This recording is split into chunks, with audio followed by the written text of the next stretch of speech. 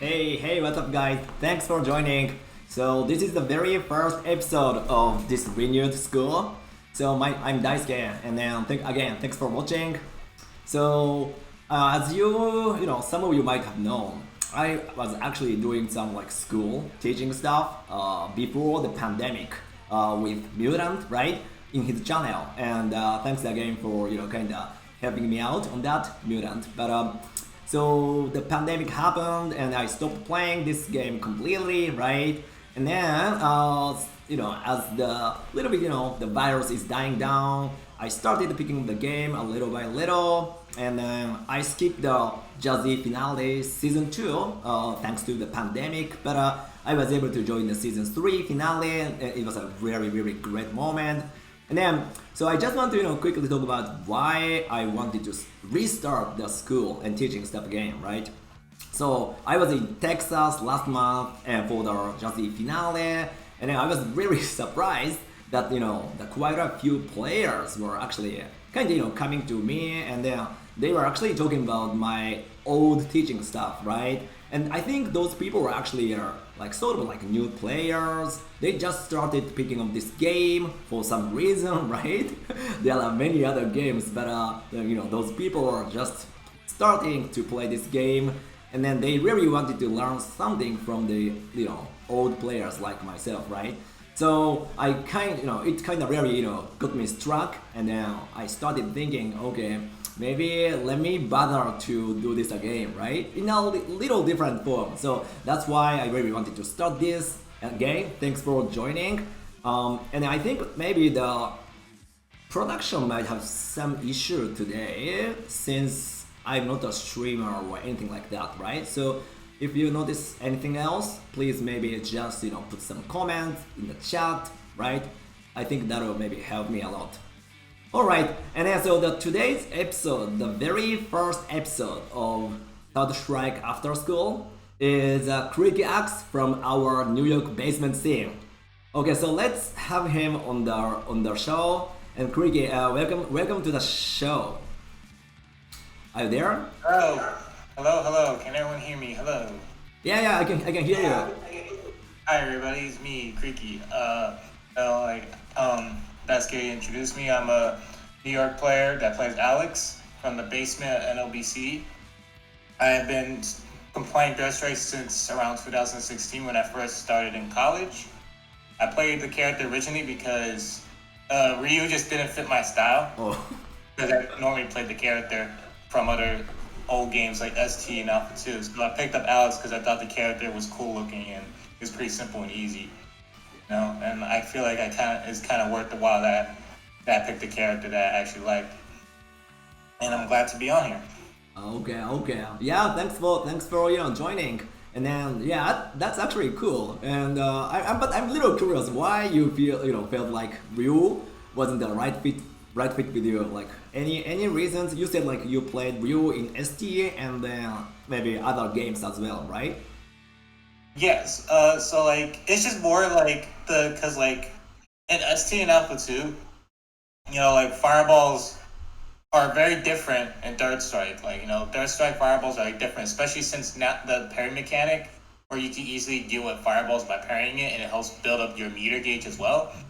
ST and Alpha 2 fireballs were like pretty fast to like help you control the neutral.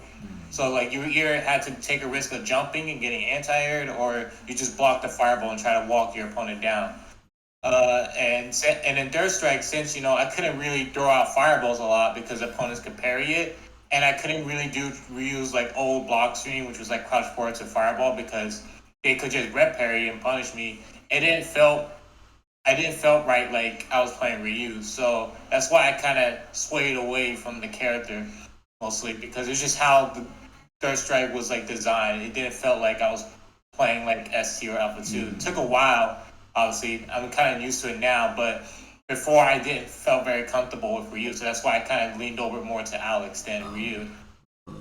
Okay, that makes sense. Yeah, that makes sense. And how do you like Alex? Like, what's why do you think? Like you mentioned, like he's kind of good looking and then good design, but like mechanics or like gameplay wise, like how do you like him? Like What's your kind of gameplay play style? I mean, gameplay wise, I feel like it was pretty weird because I can't really even like say what he is because he's not a grappler, he's not a charge character, he's not a motion character. Like he's like a hybrid of all these types of characters designs, because he has charge moves, he has motion moves, he has a command grab, but the command grab's not really that good,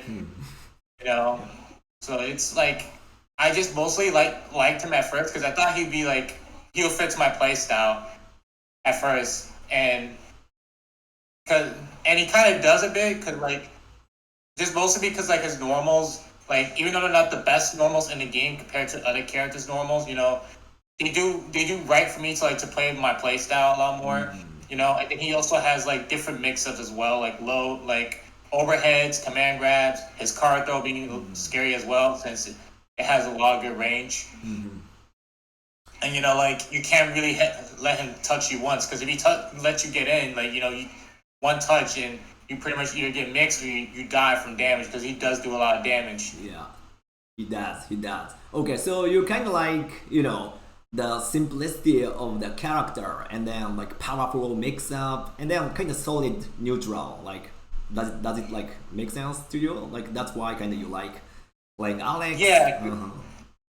Yeah, exactly. That it's just everything his tools they're very simple, linear, but it helps you if you're especially new to the game, it helps teaches you how to get used to the mechanics of the game, especially with parrying stuff. Because he has even tools to beat parry, his back fears, that just literally builds up stun and at the same time damage because you try to parry and he basically read the parry and you just lost almost a bit of your life and have only stun built because of that. So that's why I kind of leaned on towards him. Okay. That's cool. Okay, so maybe tell us about which match you want to go over with me today. You picked up one footage of your own play, and then also the other footage from the other players, right? So can you maybe quickly explain which footage we're gonna go over today? I think we could definitely go over me versus Mutant because I respect Mutant a lot because when I first met him, it was at the old iFix machine, and I'm not talking about the one. If y'all came to New York, there was an iFix machine next to Next Level. That was the second spot. The first spot I remember was the one that was actually near my house. That was literally just 2 blocks around the corner. So over there, I actually got to meet Mutant, and that's where it kind of sealed the deal where we were playing casuals and Dirt Strike, and then he was just helping me a bit in terms of playing Alex. I was like, yo, so who should I watch and stuff? And he was like, oh, watch Genki. Because at that time, around that time, I think in Co-op Cup, Genki recently won Co-op Cup with his team around that time with Alex. Okay. So you guys have kind of back history from the iFix era. Yeah, so, and this time, I have a lot of trouble with Necro because even though we have Mutant, and I know Ken and Black has been learning Necro a lot, we don't really have a lot of Necro players in New York that come to Next Level a lot to play the character, especially since Mew's always busy with either work, school, whatever, because he's a teacher. So he's been busy with other stuff in life. So I don't get really a lot of experience fighting against Necros. Okay. So yeah, I think this will be a good example, trying to figure out how to deal with Necro in this matchup.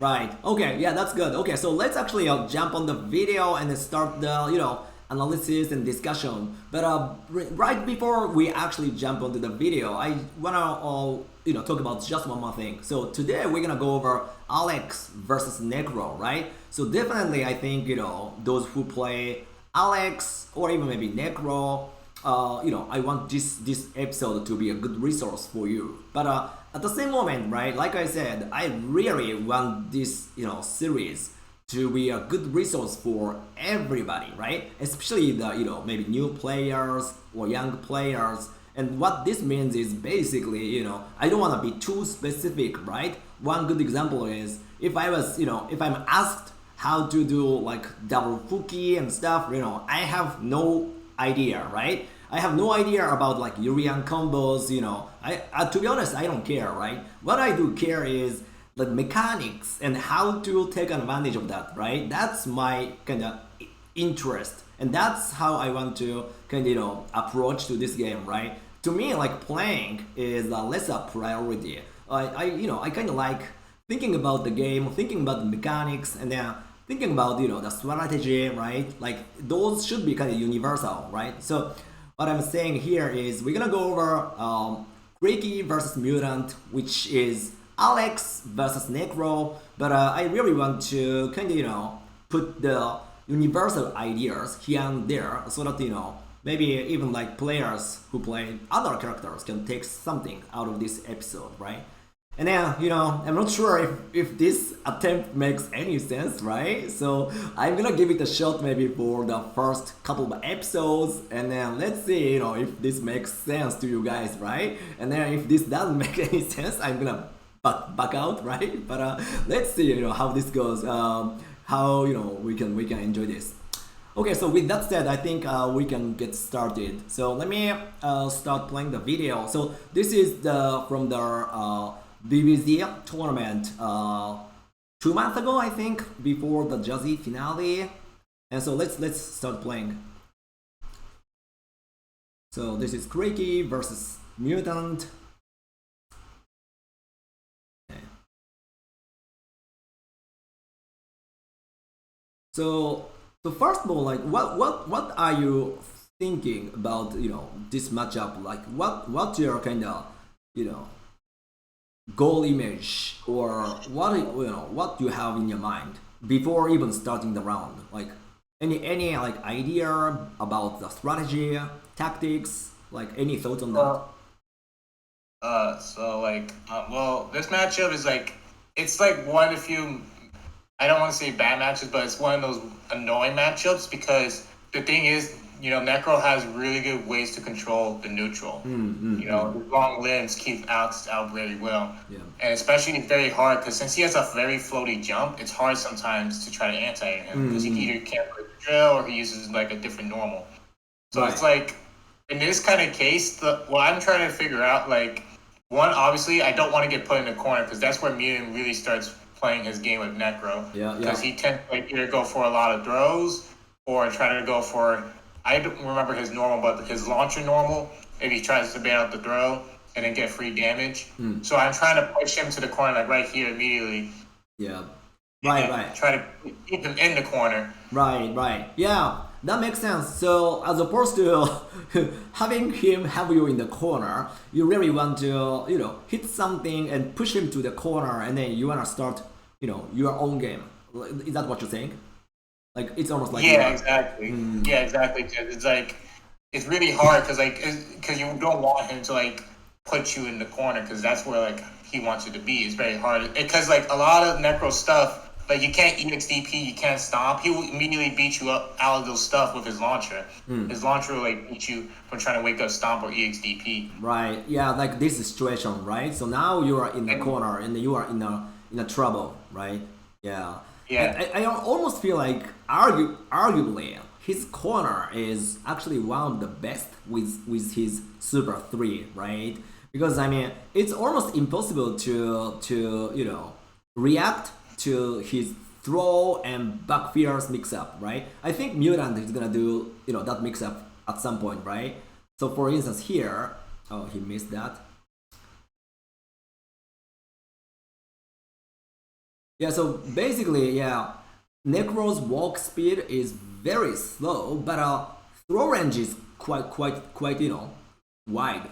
So he can do actually like tick throw and light kick into back fierce kind of mix up, right? And then that's not like reactionable, and that makes his Oki really strong, and you really want to avoid that kind of situation. Right. Yeah. Let's see how this goes a little bit more.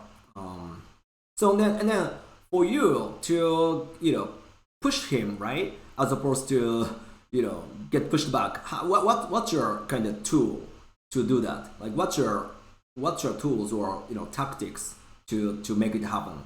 Any specific idea to do that? To get out of his pressure is.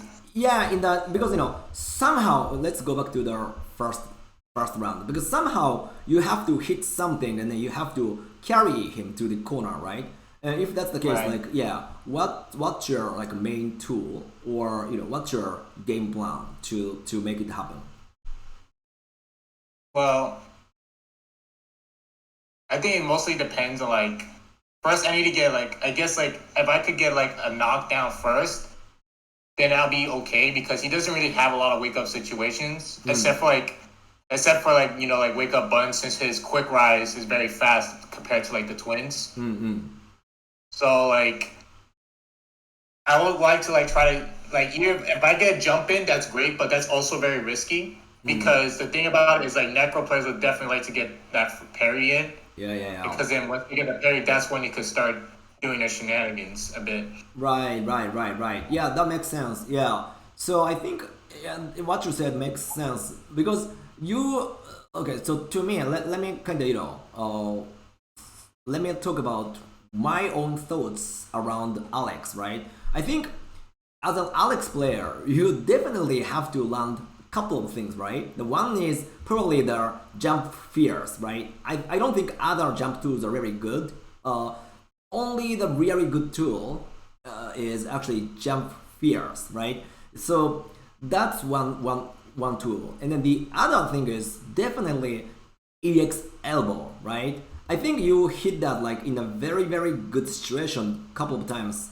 I think maybe it was around here, I guess. This one, right? So you are, Right. yeah, buffering EX elbow when you are pressing medium punch, right? Yeah. So I think this is a super, super neat idea, right? Because this way, actually, the corner is gonna be, already there, right? You hit one more elbow, and then you are already, in the corner with Necro. So I think this is almost like the ideal scenario. So, to recap, you really have to land either jump fierce or EX elbow, at least, in my opinion. But like you said, no one, no one is gonna eat jump fierce without having any pressure. So you really have to start the ground game first, right? And then after maybe, you kind of position your opponent, you can finally maybe start jumping like this, right? And then I think, Right. yeah, I think you have a really good neutral, to be honest. Like unlike other Alex players, you always start, the kind of interaction on the ground, right, before you're gonna jump in. So I think that's very good. Yeah. So let's talk about actually the jump in, right? So let's say you put some good pressure on the ground, right? I think we're gonna talk about that, yeah, later on, a little bit more, in detail. But let's say you put some pressure on the ground, right? And then you are able to, let your opponents block this thing, right? The fears. And this time, unfortunately, it was blocked. It didn't hit. But still, it's okay because, you're gonna have our advantageous moment here. After this, what do you have in your option list? What you gonna do next? I guess it usually depends on how they react after they block the jump fierce. Because usually, when I do a jump fierce, I either go for a power bomb if they block, but in this case, it wouldn't be smart because you're resetting the neutral. Yeah. So it would be smart to do it against Necro. The other option is to Kara throw. Yeah. That would be the other option I would normally do. Or I'll just wait just a few seconds because sometimes they will like to. I'm pretty sure even Mutant would do it. They'll red parry the stand median kick after the jump fierce. Yeah. So I would normally, after I do the jump fierce, if they block it, I'll delay just for them to try to red parry, and then I go for a close stand median kick. And if they mess up the parry, then I get a punish for it. Probably stand median kick to super or EX slash. Yeah. Get pressure. Yeah. Makes sense. Okay. Yeah, that makes sense. So yeah. Okay, so maybe those are the things you would do in this scenario. So I want to discuss this point in depth, right? Because like I said, as an Alex player, you really have to hit either this thing or EX elbow, at least in the neutral, right? So that means, I mean, EX elbow is simple because if it hits, you can do the next Oki. So that's very straightforward, right? But after the jump attack, right? If this hits, of course you need to confirm. Maybe just simply you can do, medium kick into EX slash or something, right? I think maybe that should be the go-to combo, and that's straightforward. But when it's blocked, I think this is really, really important moment, right? Because basically you put some, disadvantageous frames for your opponent. So after this fears, Necro has to basically defend himself, right? So I think kind of streamlining the offensive option in this moment is super, super important. So let me actually, quickly showcase what you have here. So you basically mentioned the command grab and cover throw, and then kind of like a delayed attacks, right? Is that right? Yeah. I think that makes sense, but let's discuss a little bit deeper, right? So I actually set up this training component, right? So let me quickly show you what I mean here. So let's carry this guy from the center, right? And then so you're gonna do the fears, right? And then they block. One of the worst option here is the immediate attack, right? Right after the fears, if you do the button, this is really, really bad. I'm gonna explain why. And this is universal. Whether you're gonna play Alex, Ken, Makoto, Dudley, this sequence I'm gonna show you is the worst sequence, If you just started this game and if you do this, you really want to kind of quit that habit because this is very bad. I'm gonna show you. So fears, right? Oh, sorry, fears, and then this sequence. Let me do that again. Right?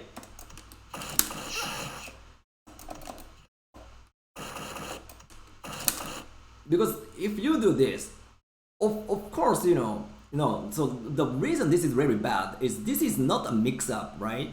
What I mean by that is when you do the fears and then if you throw, right? Because they are still in the blocks down, and then for those who haven't known about this mechanic, after the blocks down, there is a window where the opponent is gonna be throw invincible, right? So if you do the throw right after jump fears, of course it's gonna whiff, right? This doesn't make any sense, right? Creaky makes sense, right? Yeah. So what you need to do is if you wanna go for a mix-up between throw and attack, definitely you have to delay your throw, right, Creaky? Yeah, exactly. Right. You have to delay it. It's a few frames because the block's done. Exactly. They're still blocking. So by the time you try to go for a throw, it's gonna whiff. Right, exactly. So the right timing is gonna be like this. Jump fears and a little bit wait, right? This was a bad timing. Good one is like this, right? And then a little bit delayed throw, right? Again, this is universal, but this is crucial for Alex and also Dudley players because you guys have their quickest jump, the best jump in the game. Those two have the shortest jump and quickest jump, and then both frames are actually the same, right? So you have a very good tool, very good jump, and very good fears, right? After this, you really have to make good pressure, and then one option, the very first option is actually a little bit wait and throw, right? And then the point is here, if you want to make this work, definitely, you have to also delay your attack when you want to, make a mix-up situation between throw and then block. Because if you think about it, after this, if you do the attack right away, this moment, because opponent is slow invincible, right? Therefore, this throw doesn't work. This means this timing is not valid, right? The timing should be a little bit delayed, right? And then when you do the attack, you also have to make a little bit delayed, like this. right? You have to lift weight. So this is, I think, the very first thing you wanna do with any character, right? And then especially Alex, because this guy doesn't have any good low attack, right? That basically there is no combo from the low attack. So that means your mix-up is usually always between throw and attack. So this means when you do the mix-up after jump attack, right? The very first choice is basically delayed throw or delayed attack, right? So I really think you always should stick with these two options unless you have some special reason, right? Again, I really think these two are the only option you're gonna do. And then in your case here, the jump was a little shallow, right? It was a little first situation. Let me go back here. Let me do the slow-mo. So you did the jump fierce, and then it was blocked, right? It's a little far. It's a little farther than what I showcased, right? So you might think, oh, so this is not a valid mix-up from this distance, but I don't think that's the case, right? So let me explain. So even when the jump fierce is little far, right? You have a really good kara throw, right? This one is very long, like super long. So even when it's little far, I think you still should go for basically throw and attack mix-up, right? Always, like almost always, right? This timing or this timing, right? Because again, if you shoot for this timing, right, as opposed to the quickest timing, basically there is no way for your opponent to block both. They will end up eating either of those, right? If your read is right, but your read is not 100% right every time, right? So that's why you have to mix it up. But I think the idea here is, again, let's always stick with this timing with these two options. And then I think you mentioned the command grab, right? So my candid opinion about his command grab is you shouldn't use that shit. That's just so bad, right? That's just so bad. What do you think, Creaky? I wanna hear the Alex player's opinion on that. So what do you think? They'll tell you straight up is bad. The range is terrible. The damage is terrible. And the fact that it resets as neutral is also terrible. I could hear it right now, hold that saying, use it in the corner, don't use it in mid screen at all. Because he would consistently tell everybody that. Because it's just like, it resets neutral.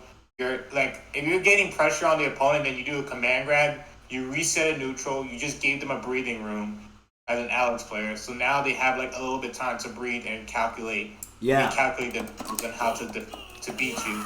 Right. And then it's like the damages isn't even worth it. And then all your command grabs have shitty range except for your light one. But even the light one doesn't have good range. Right. So I think to Alex's credit, I think light power bomb is sort of wide, right?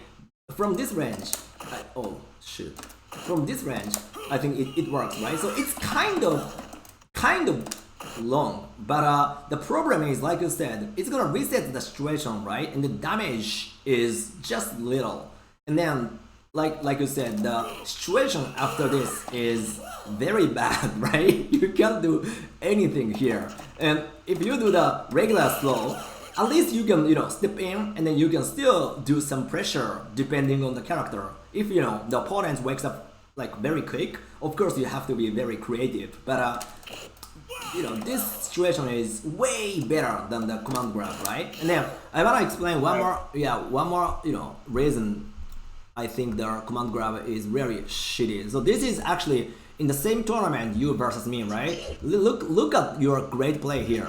Okay. Oh, sorry, I wanna maybe kill the audio. Sorry, let me go back 10 seconds. Okay, restart. You throw me, you hit me, you did this, right? And here, right? Look at my stun damage, right? I'm dying, Creaky. you are killing me, aren't you? Yeah. Right? And then light kick, and then I was like shit, I'm gonna die. I don't wanna die, right? And then the next moment, what's gonna happen was command grab, right?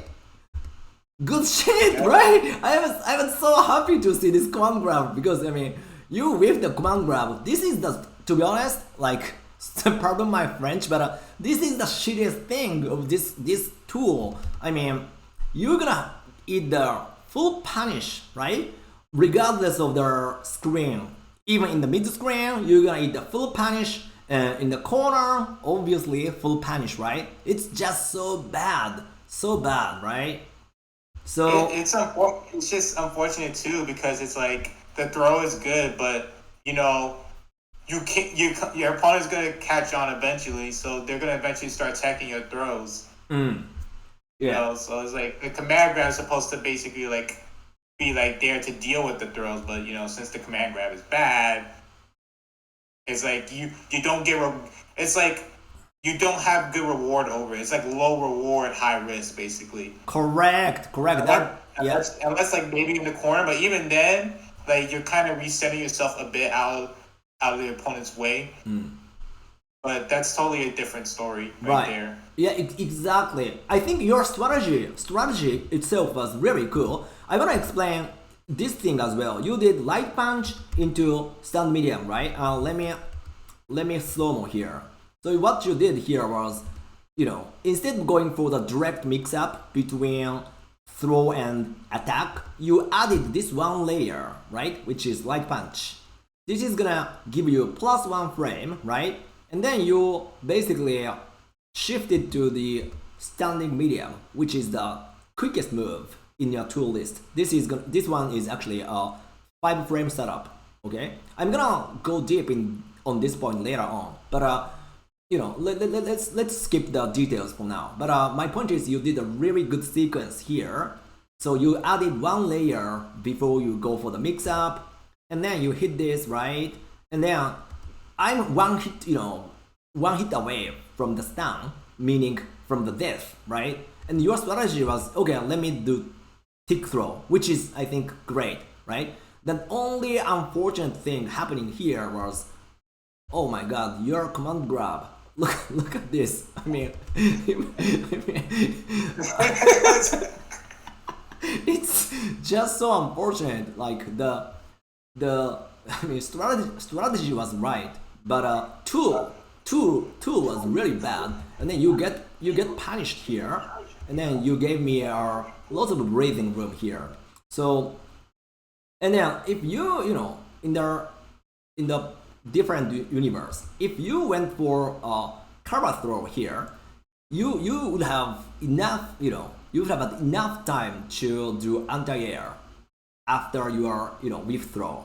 The reason is I actually put the frame data on the screen for those watching the streaming, but actually on this frame data, what it says is command grab, the total frame of the motion animation is 43, whereas regular grab has only 24 frames. So this means the command grab is almost like twice as long as the cover throw, right? And which is too big of a waste of your frames, right, Creaky?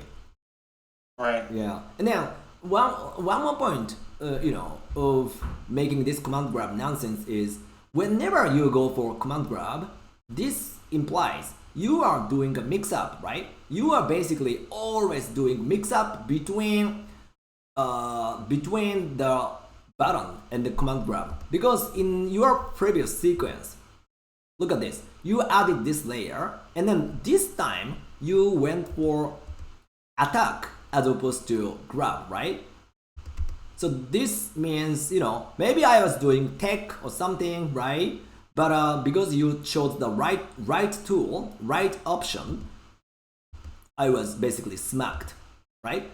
My point is, whenever you go for either command grab or cover throw, it's implication of the mix-up, right? So this means you might think, okay, the only merit of going for command grab is it won't get throw tech, right? That's true. That is true. But the bigger picture is you are doing a mix up, and then as a result, you are going for grab, right? And then if that's the case, I don't think we need to account for the possibility of getting teched and stuff, because that's completely another story. You are primarily going for the mix up between grab and then attack, right? So I don't think you need to care about the again possibility of tech from your opponent. So that's the kind of other reason I really think command grab doesn't make any sense for you to use. Any thoughts about my little radical idea? But what you think? You're right. Like in terms of like from that situation, like because I could have because like when you usually because throws have better recovery, even if you like win, if you could be like if the opponent's in the air already and they try to commit to a jump, by the time they go for a jump to like punish the throw that was with, you have enough time to parry their jumping and then anti-air them and punish them for that. Correct. So Alex definitely after the card throw, if it was with, he could have had parried and gone for a stand punch to EX knee if he had the meter. Exactly. And then even like EX knee is gonna give you back the meter because of the glitch. Did you know that? I did not know that at all. When you hit the EX knee, right? Let me actually waste the meter, right? See, it's now like 1.2 meters here, right? And then I'm gonna hit the EX knee. See, you got the meter back. It's gonna waste the amount of EX first, but at the end, when actually you smash the opponents on the ground, the meter is gonna be back. See? So yeah, because usually it takes like half of the meter. Yeah. Not the full meter, but almost like half, right? Yeah. This is a nice glitch on your end, but this is a little different story, right? Now this is just a small trivia here, but bigger point here is let's not use command grab. I know there is some case you wanna go for command grab, but that's almost like to me high level stuff, and I think in most cases just kara throw, which is really good kara throw in the game, suffices almost all the purposes, right? So even like the scenario you created, which is after close light punch, right? After this, this one, right? This is already within the range of kara throw, right?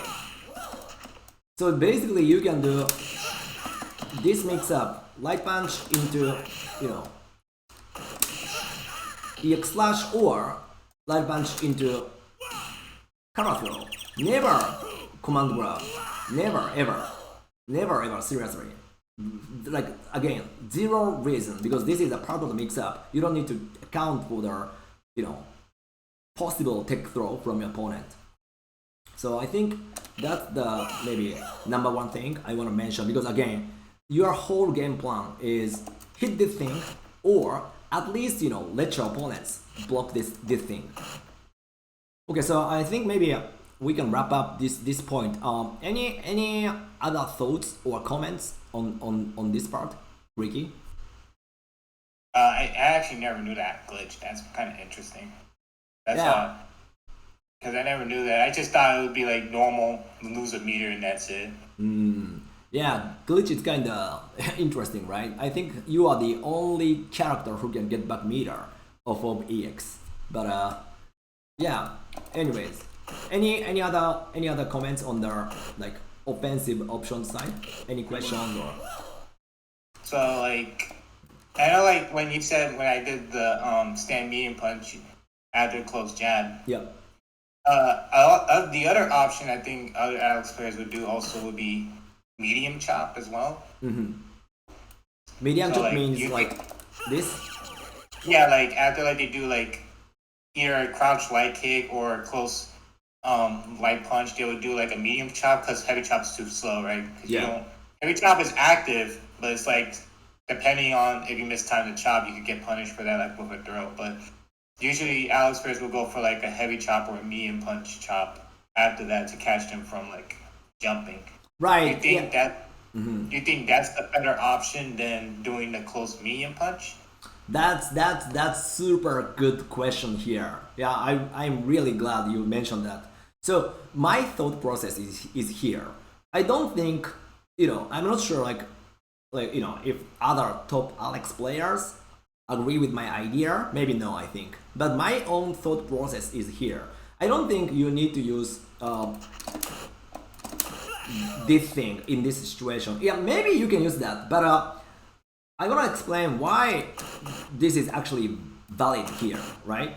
Let me start with that. So maybe if you can see the screen, the Twitch screen, I put the frame data, but if I read it out, what this means is after light punch, you will have +1 frame, right?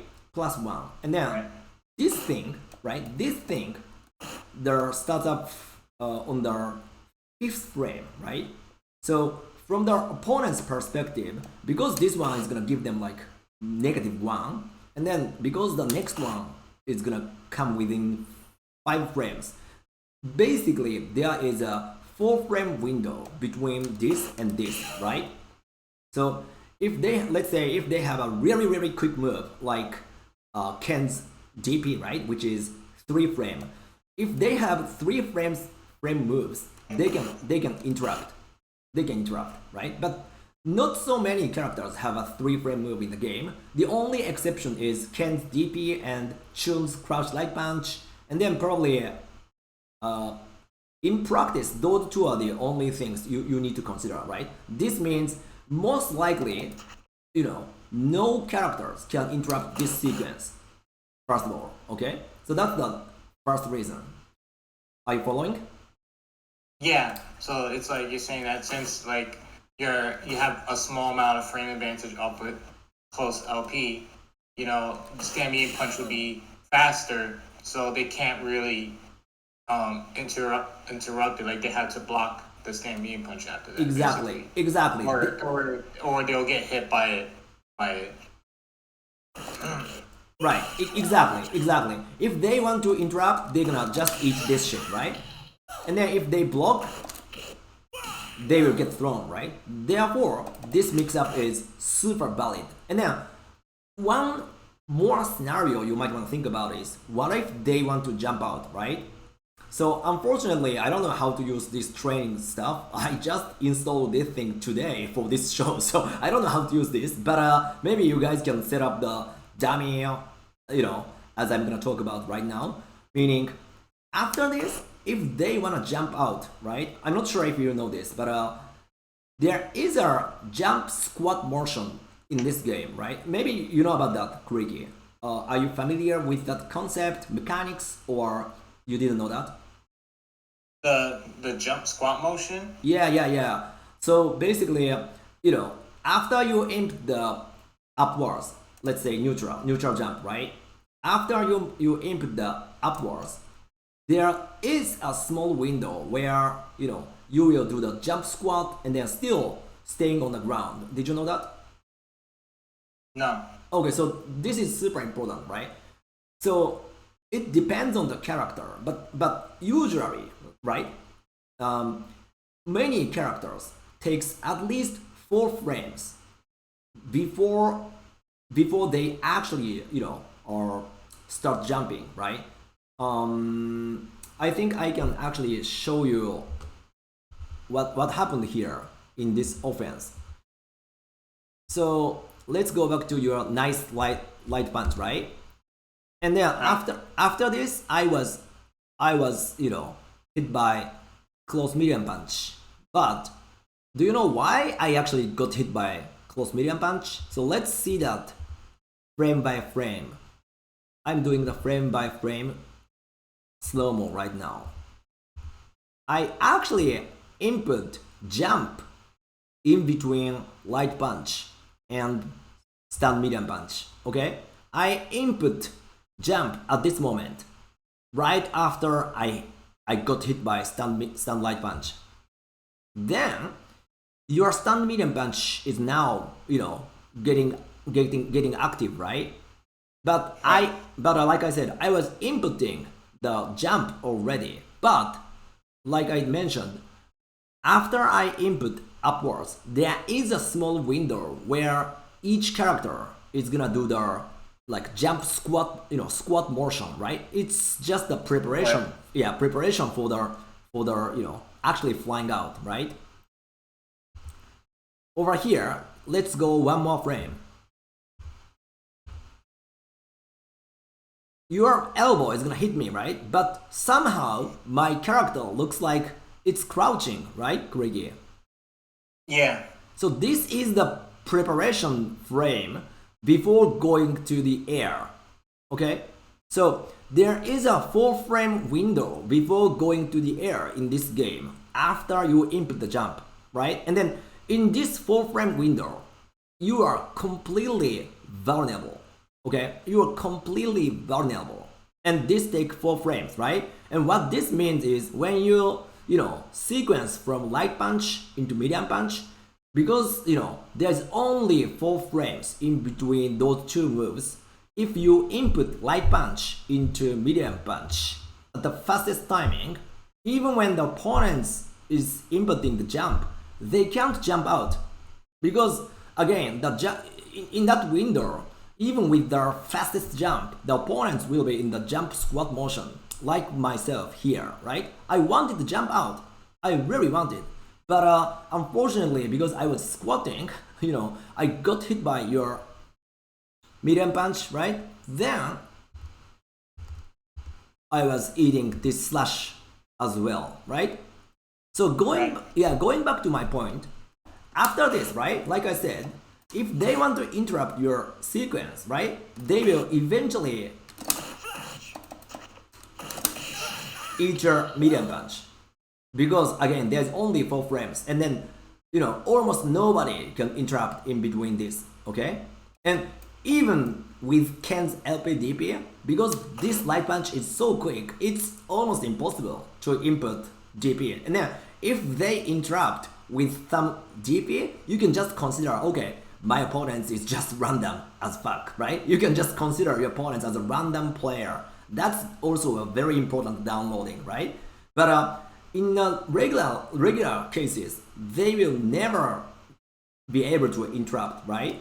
Again, because there is such small window in between this sequence. Okay, so when they try to interrupt, they will eat this combo, and then when they stop, right, staying there, they will eat your throw, right? And then when they will fly out to basically escape from your sequence, they will also eat this thing, just like I was eating here. Let's stop the slow-mo and then let's do the regular speed. I know it's very choppy maybe, so maybe it's very hard to follow the frame by frame, but over here I was jumping out, but I was hit by your stun medium punch by the reason I just mentioned, right? So now if you think about it, this sequence is a perfect mix-up, right? This is a perfect mix-up. As long as you choose the right option, there's no way for them to escape from this mix-up, right? Right.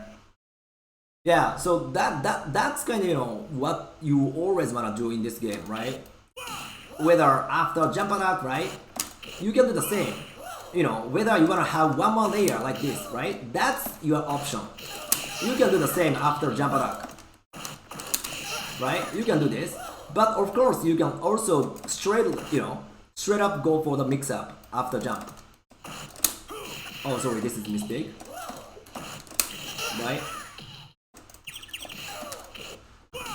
So all my point is, always, think about the most effective mix-up, right? With the least risks you will take, right? Because if you go for command grab with the same sequence, that's just, riskier than the cover throw with, almost like least merit to do so.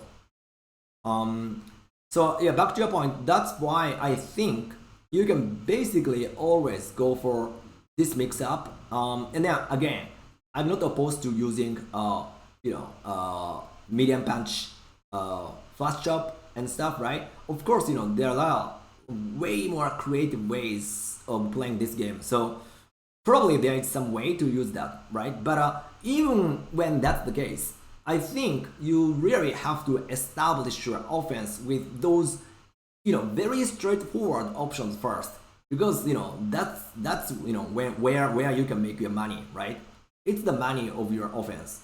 Any questions or any thoughts around this idea?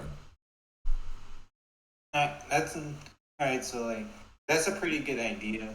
'Cause that makes a lot more sense too. Like as to why Holdat does that a lot. Well, because Holdat will tend to do the close slide to me and punch a lot to EX chop. Just to mix up his options more. Right. Yeah. I think that's right. And I never knew about that. They had to they have a pre-jump motion before they actually jump. So they will still get punished even if they try to jump before the jump actually comes out.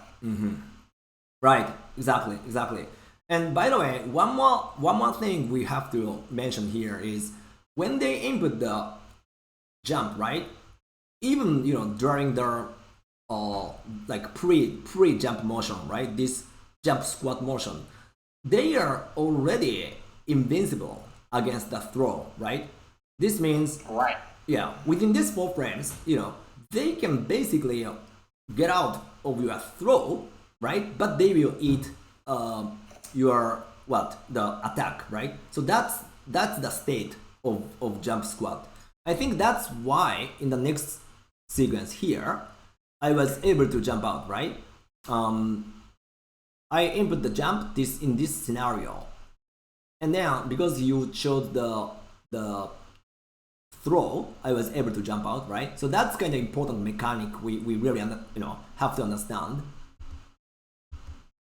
Yeah, but I think that's my suggestion here. And then, Creaky, I think one more thing though.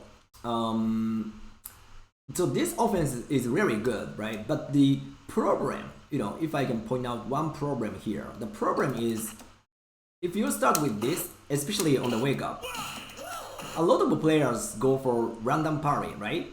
And then Alex is very weak against the random parry. The reason is some characters have a really good combo of low attacks, right? Like Ken, like Goki, they can do big damage of a low forward or light kick, but you don't have such.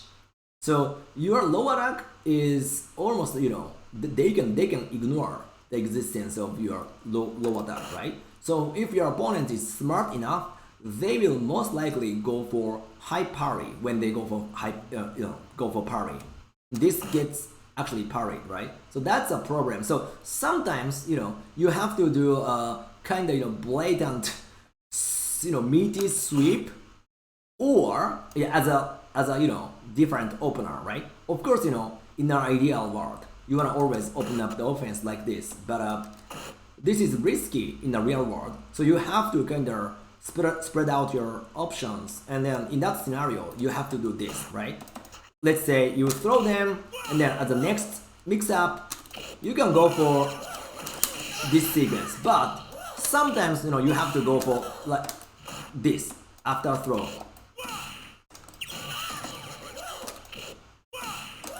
Right? And then this is of course super risky, right? So when you want to minimize your risk, that's when you can start using this thing, like you did against me, right? And then after this, you can do the same. You can do the same mix-up with the same principle. But the thing is, after light kick, the distance is gonna be farther than after light punch. Let me show you. So after light punch, you're gonna stay here, right? Can you see? You're kind of close, right? Yeah. But after light kick, you're gonna be pushed back more, right? This means even when you go for the same mix-up against some characters, this EX chop doesn't hit twice, right? So That's why after this, the mix-up is a little weaker than after this one. Little weaker, to be honest. So I tend to use this option instead, right? Like you said, you mentioned this sequence, right? To stop the jump, right? And then I think the same idea can go for this option, right? So instead of going for blatant sweep, which is risky, if you want to minimize the risk, but still you want to start off your offense with low attack, I would do this sequence. So light kick into slash. I mean, EX chop. I don't know how you call it, but is this chop? It is a... Yeah. Yeah, it's chop. Okay, chop, okay. So Sorry? Yeah. No, I was gonna say, yeah, we just call it chop. Okay, chop. Okay. So I think only when you choose, your opener as crouch light kick, that's when you wanna go for this thing, right? So this scenario could have been a scenario here, right? When you went for here, right? I think you could have done the slash, if you are reading my jump out, right?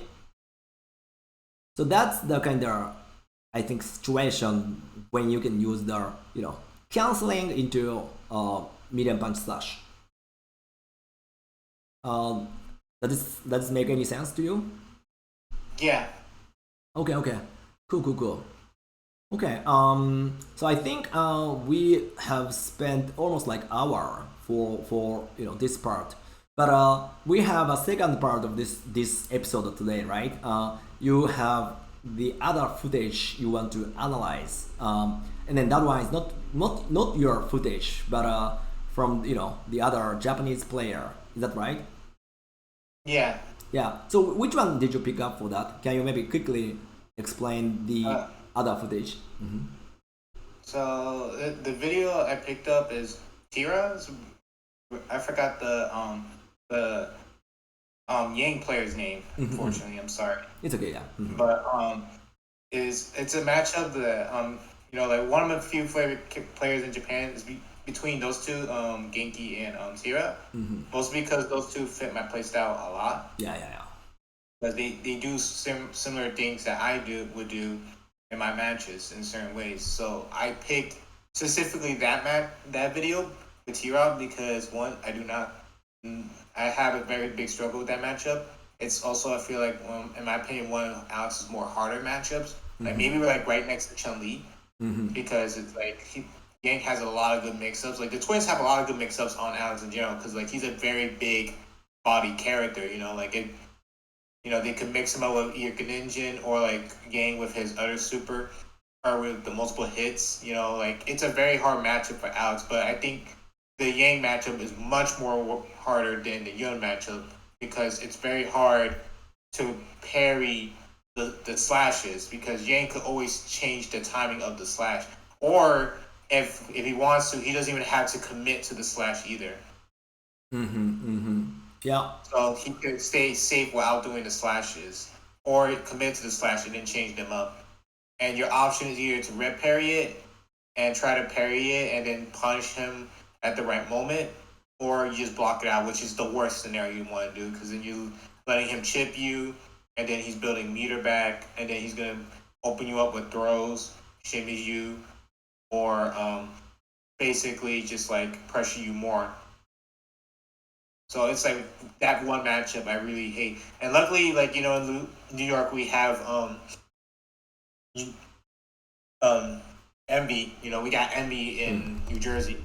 Yeah. Because our other two Yang players, Nico and KO Fiend, they don't, I think Nico moved down to New York, if I remember correctly. I could be wrong with that.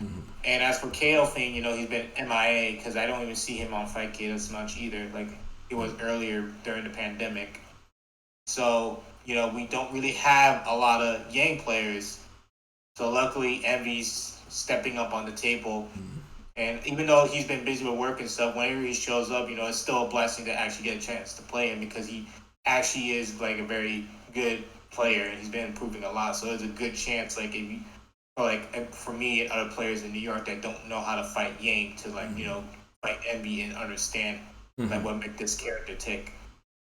Yeah. That makes sense. Like he is like legitimately improving. Quite a in a quite a fast pace, right? I think maybe yeah, because he is having a very good teacher. I don't know who they are, but I think yeah, he's improving a lot.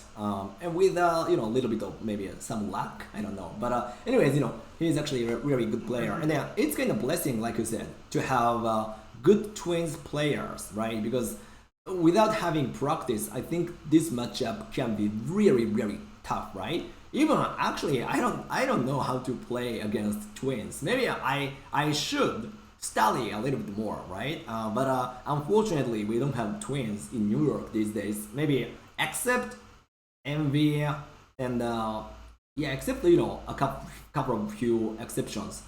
But yeah, I think that makes sense. And then also, I kind of liked how you mentioned Tira and Genki, right? I think their styles are super solid, and then that's I think where you live up to, right?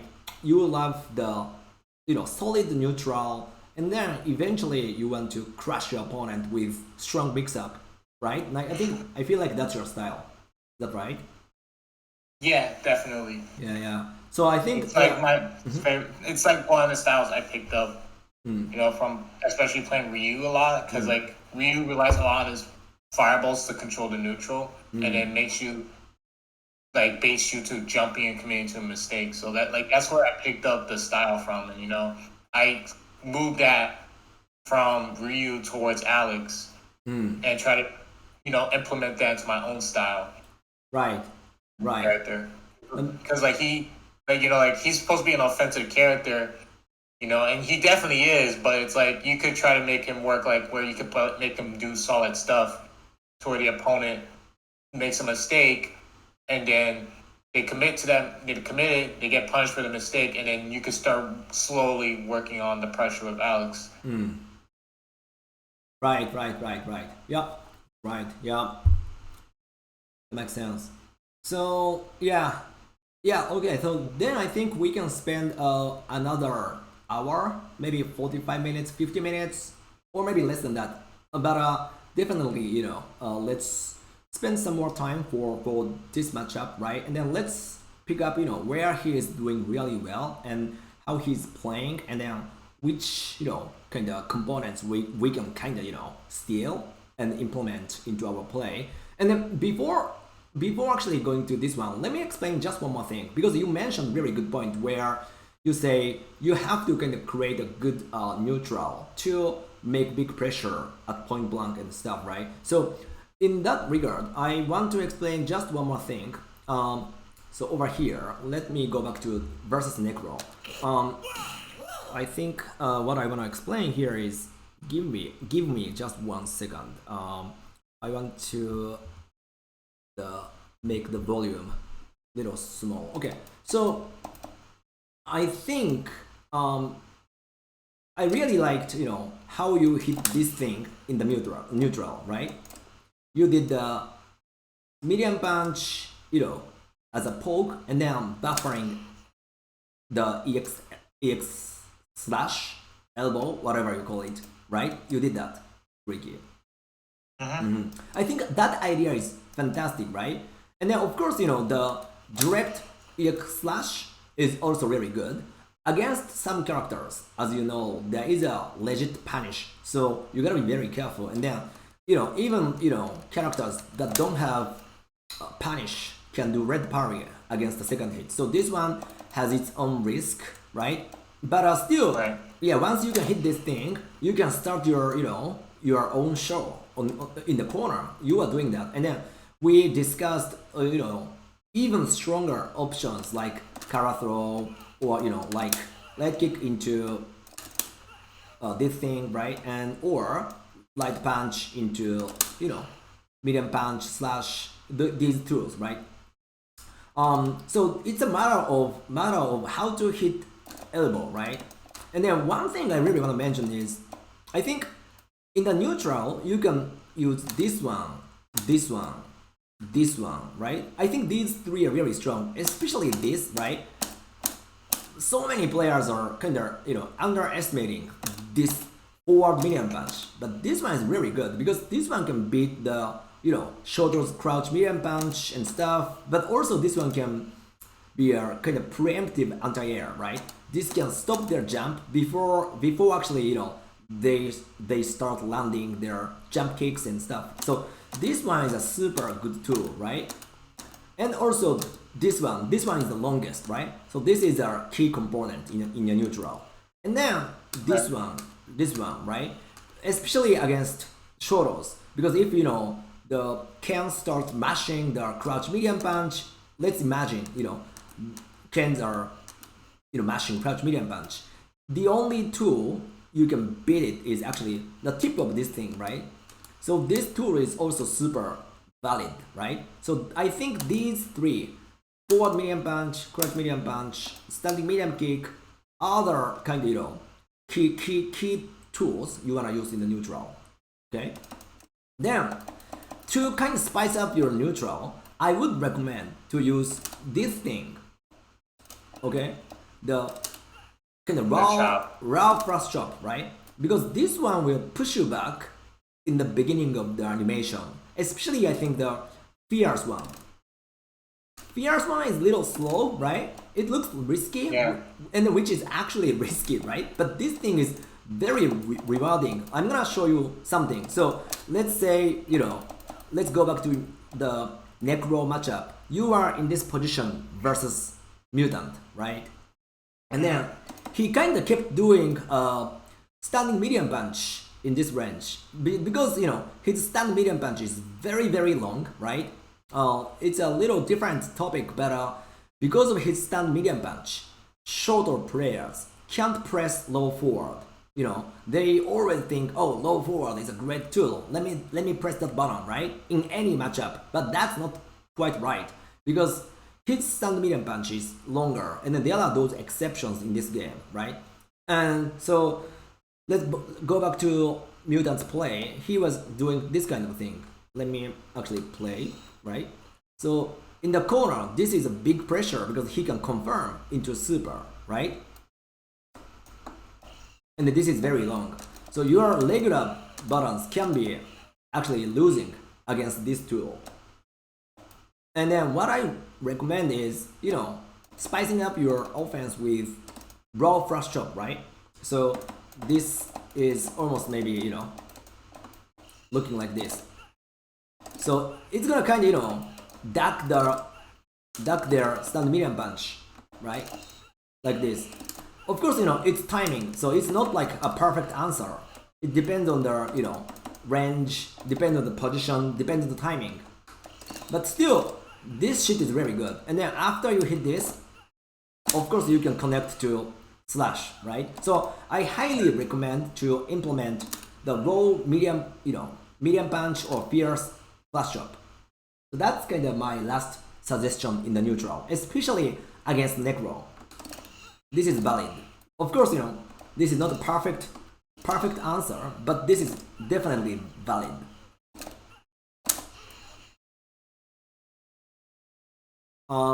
Any comments on this?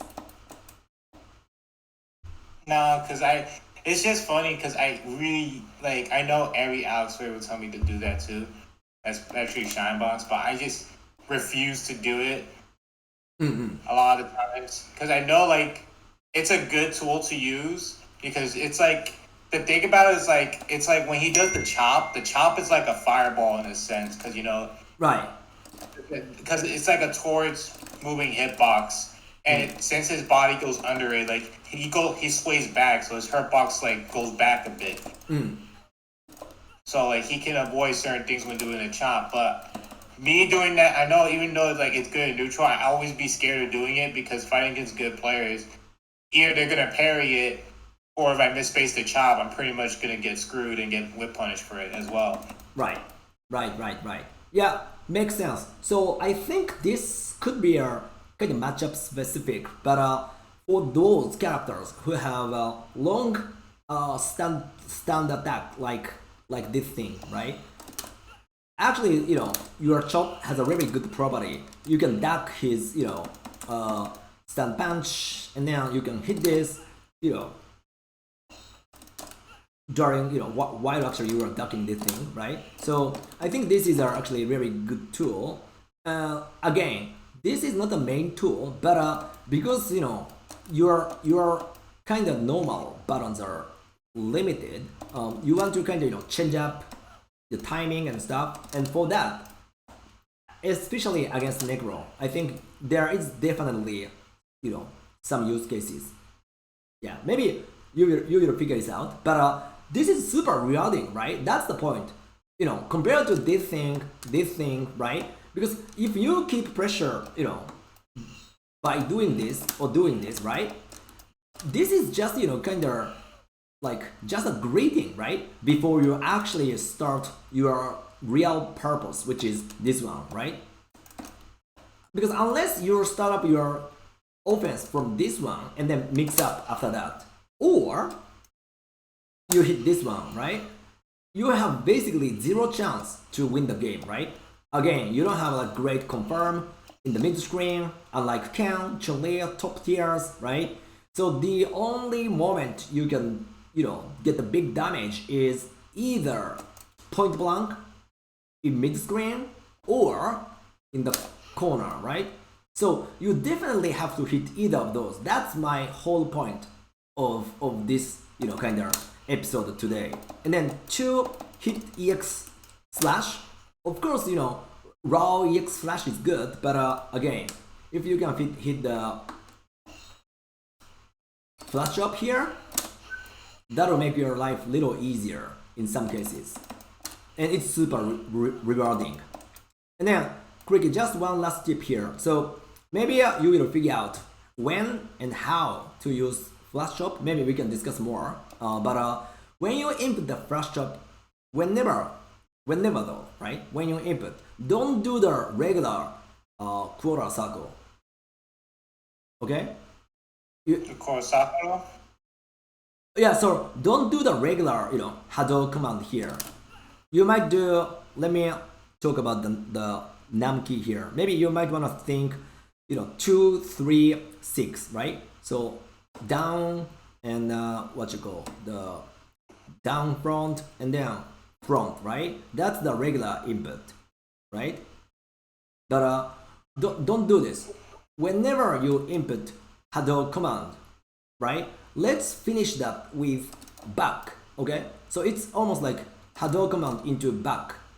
Are you inputting like this, or are you doing the regular Hadou command? I usually do the regular Hadou command. Okay. So then, yeah, let's implement this, okay? Don't do the regular Hadou command, right? Do the Hadou command into back, okay? The reason is when you do the backwards, right? If you look at the screen, I spent 6 frames for back, right? This means when you start the flash chop, you already also start charging for EX slash, okay? So as opposed to starting your charge after finishing this command, right? You can include the charge part in this flash chop command, right? And then this way, when sorry, I think the training component is a little choppy, but this way, whenever you hit the flash chop, it's so easy to connect to EX slash.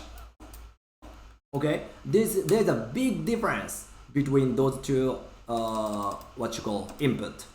I think let's not block here. Okay, so blocking never. So when you hit this, if you finish your command with back, the charge is already there. And then whenever you hit that, you can definitely super easily hit confirm into EX slash.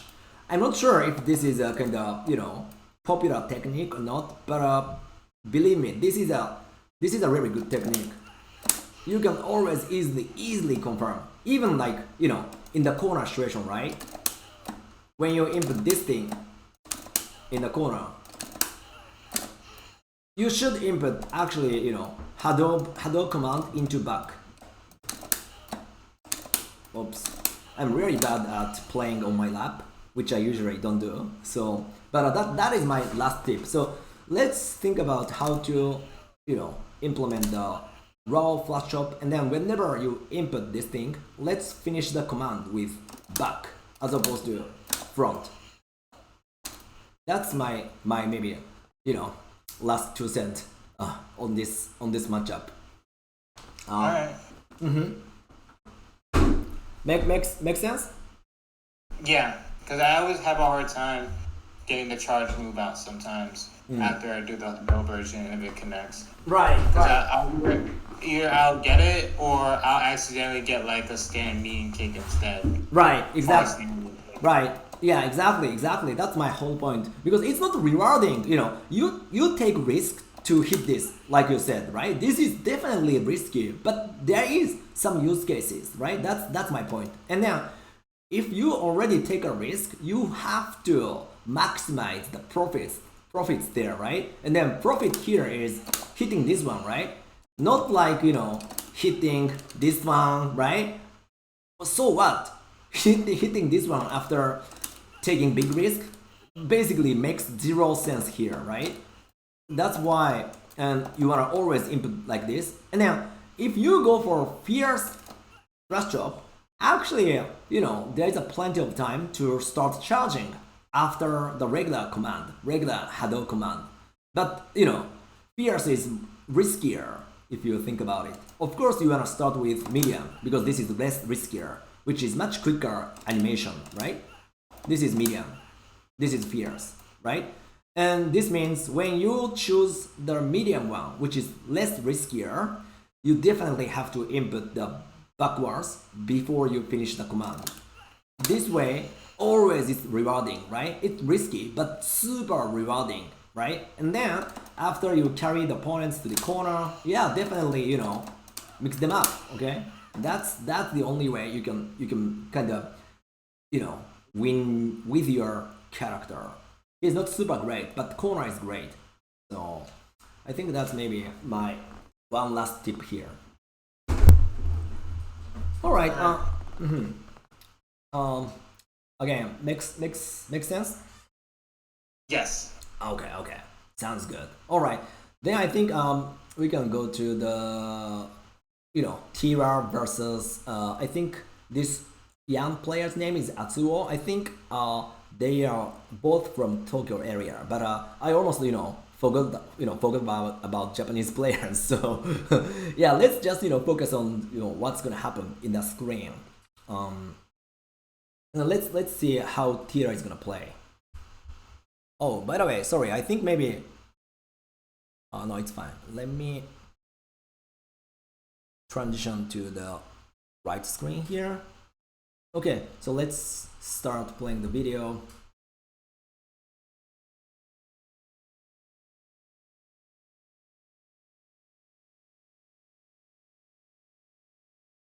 Okay, so let me go back to the very beginning.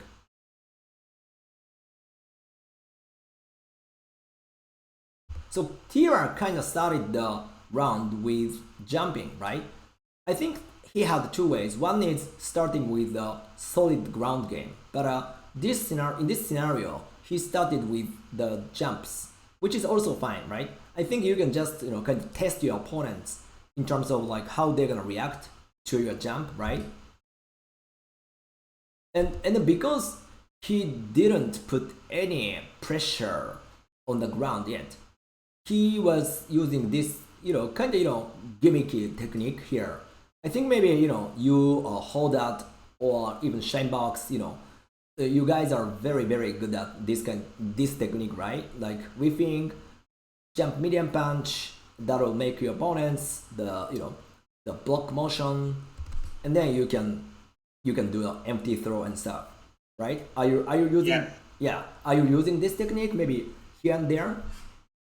Yeah, like if they like usually, yeah, like definitely. Like I definitely try to mix it up a bit. If they're like blocking or like they're not anti-airing, at some point I'll do an empty jump and I'll go for like a throw.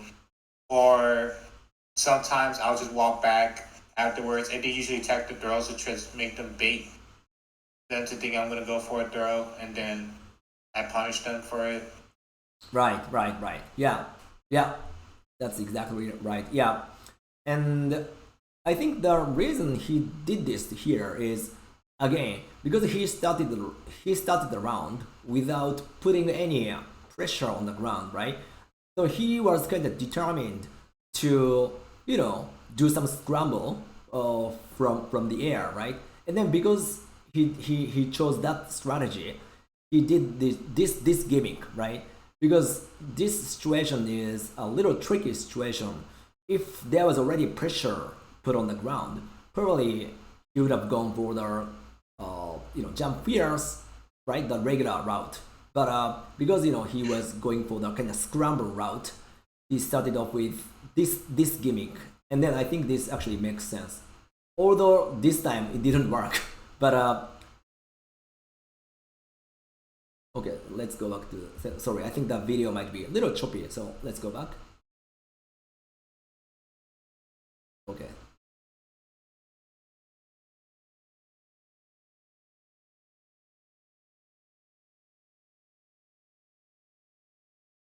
So here's the situation here, right? So Creaky, like I said, if you look at what he did, he parried the dive kick, and then he switched the situation, right? And then here, because Yang wakes up really quick, he didn't go for mix up, right? And then instead he did the roll sweep. So this one, the roll sweep, again is a very risky move, but because you don't have any other good low attack, sometimes you have to choose this, right? Especially here, if he wanted to do the regular mix up, he need to step in, right?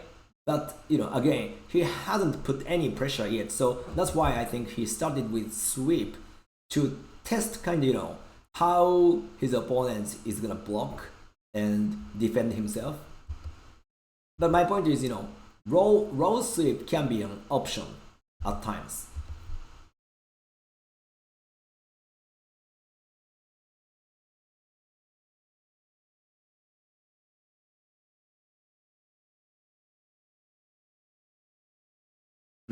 Double stomps. Yeah. He looks like a New York player. Jesus. Yeah, if it works, it works, but against strong players, it's definitely not gonna work. Yeah. Right. Okay, so and then let's go to the next round, right? So to me, his strategy has been very consistent as opposed to starting from with the solid neutral on the ground. He was going for the scramble route, right? And then he's I think still consistent in the second round. Look at this. Started with jump attack, right? But because again there was no pressure on the ground, right? He has never pressed crouch medium punch or forward medium punch, right? Basically, he keeps doing the surprise attacks, right? And therefore he chose this attack again, right? The medium punch. Then the empty throw worked this time. And here is, I think what I actually explained, right? Let's go back. After this empty throw, right? Let's do actually slow-mo. After this, he finally did the regular fierce, right? And then let's look at what he's gonna do next. It's slow-mo, so the timing might look little tricky, right? But let's do a slow-mo first. Then let's do a regular speed later. This is exactly what we, discussed, right? So after jump fierce, he waited split second, right? This made his opponent throw tech here. Let's go back frame by frame.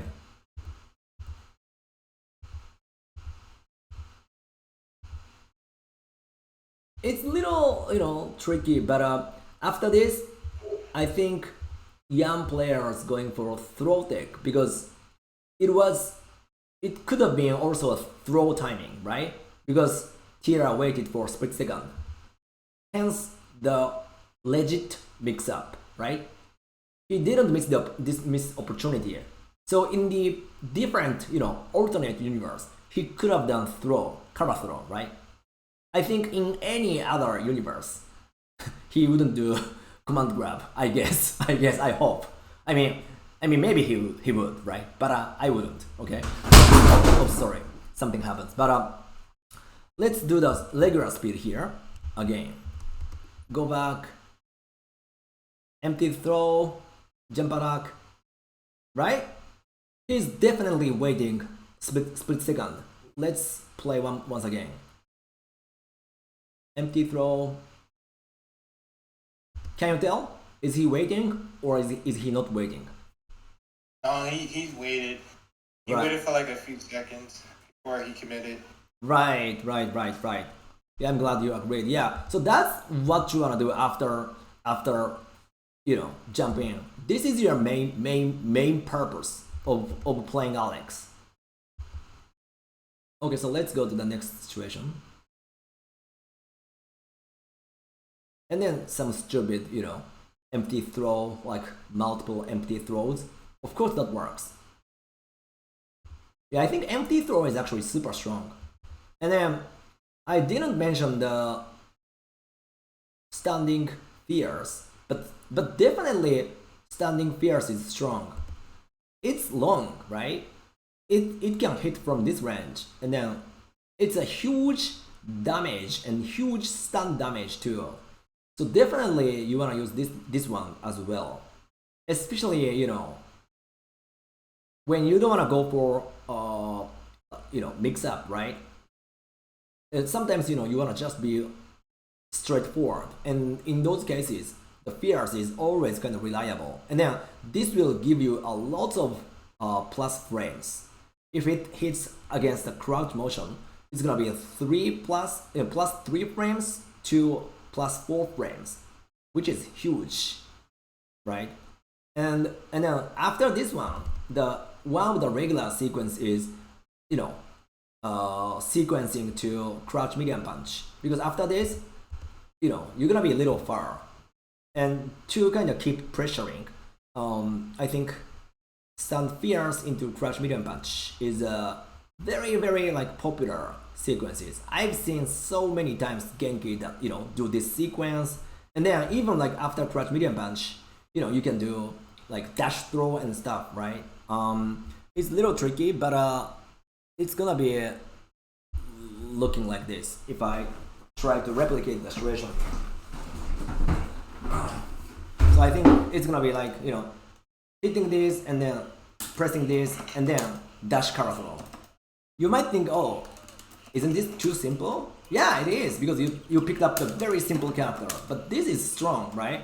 After hitting this, in this range, crouch medium is really good. It's a very good range for this tool, right? So again, to recap the sequence, very simple, very straightforward, but hit this one, get plus 3 frames, and get one more with this, right? And then dash cover throw. Yeah, I think you mentioned the Alex dash is little like wonky and little slow, right? Yeah. Yeah. It's not even like a dash. It's like a hop, because he technically hops off the ground when he in the dash. So it's like, it's not like Ken's Ryu's or Akuma's where they actually would dash in. Right. He like does a hop and there's recovery on the dash. So it's like, depending on the situation, like, and the characters you're fighting, like for example with Yang, you really don't want to like dash in, especially after a knockdown, because since those characters have a quick rise, like they get up very quickly from their tech roll, you won't have enough time to recover from the time you dash in. So when you dash in, normally they'll either wake up a button or they'll wake up throw, and they'll put you in the corner, and then you don't want to be there with Alex, because Alex really doesn't have a lot of good wake up options except for like a gimmicky stomp Yeah, and EXP, which the opponent could just actually bait out. Right. Yeah, I think you pointed out the great point. So yeah, there is no kind of time to do one dash to do a point blank after throw, right? I think that's actually what happened in this match. So if I go back to okay, sorry, I think the transition didn't happen, but 1 second. So I think if we go back, I think it was the very beginning of the round, but okay, I needed to go back a lot, but it should have been maybe around here, I guess. Yeah, I think you actually pointed out the very important thing. There's no time for you to do a dash after this, right? This means you have no chance to do a legitimate meaty wake up Oki, right? The only meaty option was for Tira. Actually, this thing, right? So showing this one for the first time is very important because this is going to kind of position his opponent, and then his opponent will think, oh, okay, I can't move because he can do the meaty with crouch, sweep, right? So this is gonna be a kind of opening for Tira to do a different mix-up next time, right? The point is, even when you can't do the legitimate meaty Oki, because you show some meaty options first, that'll make your opponent think, oh, I can't move here, I have to block, right? Because of that, like psychology, you can do a step in or dash up, even in the disadvantageous frames, right? So my point is, after throw, right, for the first interaction, yes, he did sweep, but because he showed that, right, next time he could do dash in, right, or maybe walk up, right, a different change ups, right, as opposed to doing the meaty option. But again, this is important because you show this one for the first time. That'll position your opponent, and then that'll kind of open up a different options on your end, right? Does it make sense? Yeah. Yeah. So I think you pointed out very important thing, and then the one more point here is, if I go back to the the classic sequence I mentioned, this one into this one, then this range. Yeah, you're right. Your dash isn't the greatest in the game, but if we think about the advantage of your dash, it's long, right? It's long, so after hitting this one, from this range, you can do dash and cover throw, right? Never dash powerbomb, right? Never ever. Yeah, dash powerbomb works, I think. Maybe sometimes it works, but I would prefer just going for cover throw. And your cover throw has lots of stun damage, which is incredible. No other character have this kind of stun damage with regular throw. Right? So to recap, Pierce, crouch medium into a little gimmicky dash cover throw. But this is very good. This is actually strong. So maybe this might be something you wanna have, in your list. And with that, maybe let's go back to the Tira's games. So let's go back to where we are.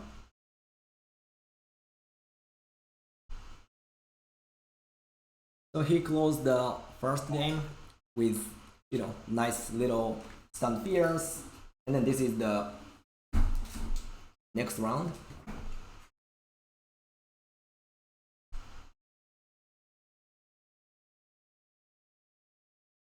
By the way, I didn't mention, but hey guys, thanks for watching. I know maybe you just wanna play the game. Kids don't wanna get any schools or lessons, and maybe so do I, right? I don't want to learn something from other people when I'm enjoying this thing, right? But yeah, I just want to share some things, and if that's valuable, definitely let me know. And if this is kind of just redundant, or you have already seen those info bits in some other places, yeah, maybe I will just back out. So just give me the feedback when you have time. That'll be super helpful for me. So thanks for joining. I think we will close the first episode in 10, 15, 20 minutes because it's already 1.5 hours. So by the way, Creaky, sorry, I didn't watch the first round at all. So let me go back. Was there any good interaction you could learn from this first round? Well, I think like he in that round, I noticed that he did the same situation he did before. He did the meaty sweeper right there. Oh, interesting. Interesting. And then he tried, but it looked like he did it. I think he did it on purpose because usually I think Yang's EX Slash would probably be able to punish the sweep at that range. But I think since the Yang player didn't really know how to punish that, he tried to go for crouch medium kick, which obviously it spaced Alex out because after that sweep it pushed him away at a range where he would avoid that crouch medium kick. So. And this happened at the first game as well when he tried to punish the sweep with crouch medium kick. The sweep pushed him out of the range of Yang's crouch medium kick, so he didn't really get much of a punish. But it's still pretty risky if the Yang player has meter like he does now, because they could just slash it. Right. Yeah, because it has too much recovery frames, and it's not very safe on block either, so he could have actually just punished the sweep with the EX slashes and then start pressuring him, but he didn't. Right. Yeah, makes perfect sense. Yeah, great catch. Yeah, you're right. He did the same. Yeah. And then another thing he did, and you showed me earlier, was that when he put him in the corner, and I think he's gonna push him to the corner like later on in the video, he spaced himself out with the crouch medium punch. And after he did the crouch medium punch, he dashed in and then he went for a card throw. Interesting. Let's see. So he tried to go for the chop like right there because he was spaced out from the crouch leg kick.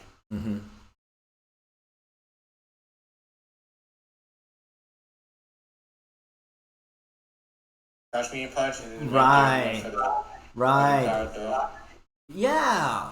See? So I think again, I don't know like if Tira is getting some coaching from Genki, but I really think both players are really unique in a really good way, right? Because they have a really solid ground game, and then I mean, not to mention, by the way, Tira and I were playing together back in Japan, when I was still in Japan, and he started very like recently, right? He was like a baby kid, right, when he started playing, but he was eager to learn from other great players. By the way, this is my guessing part, right? I've never talked about this with Tira, right? So this might be completely wrong.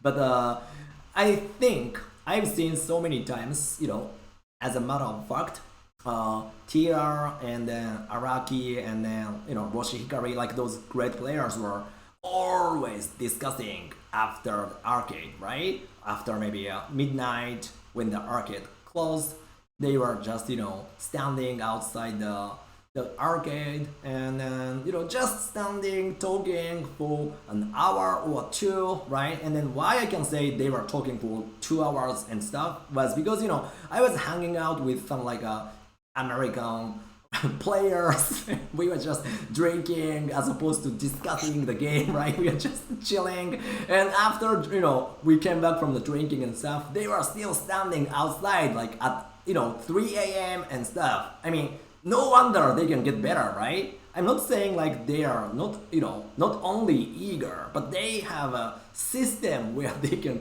communicate and they can learn from the top players, right? But anyways, back to the point. I think Tira and Genki, those guys are super duper solid, solid as F, I think. So Yeah, and then both players do this sequence. Crouch. That was my point. Sorry, I was almost like losing my point. But they were doing crouch medium punch into dash cover throw, which is a surprise attack. But you gotta do something sometimes, right? And that's valid. That's valid.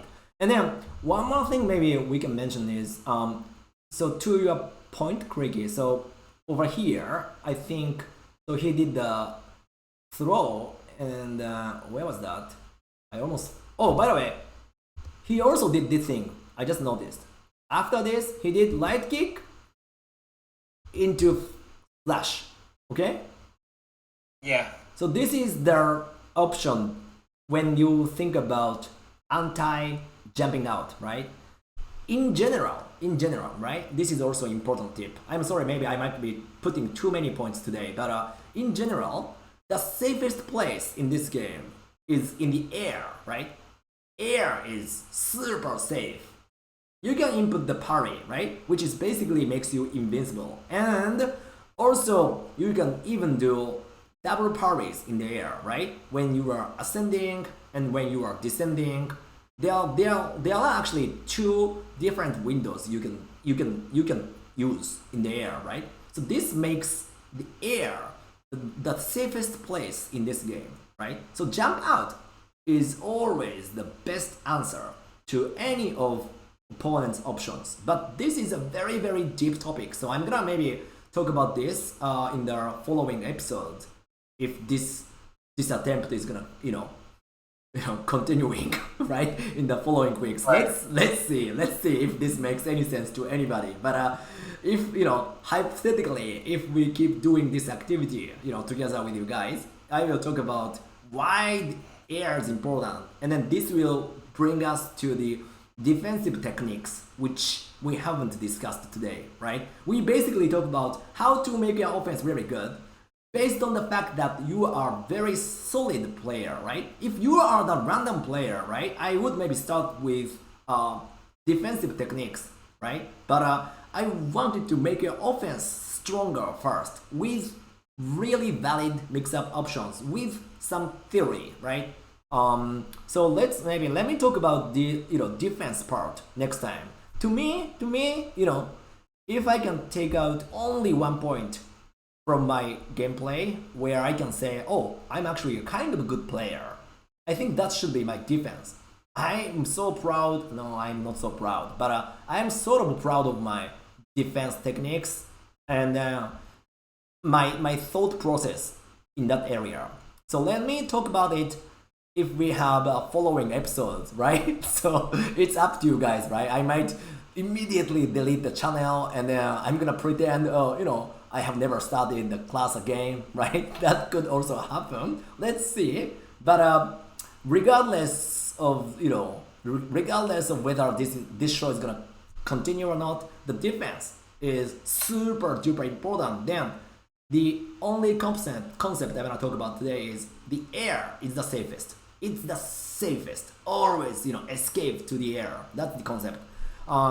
So that's why, from the offensive perspective, you really want to understand how to shut down your opponent's jumping out. Therefore, light kick into slash. Okay, not light kick into close medium punch, because against small characters from this range, cross medium punch ain't hit, right? That's a problem.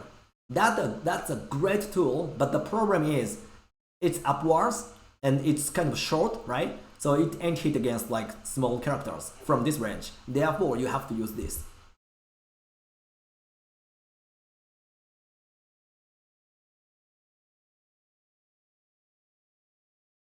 And then I keep talking about the same point, which I'm a little sorry for.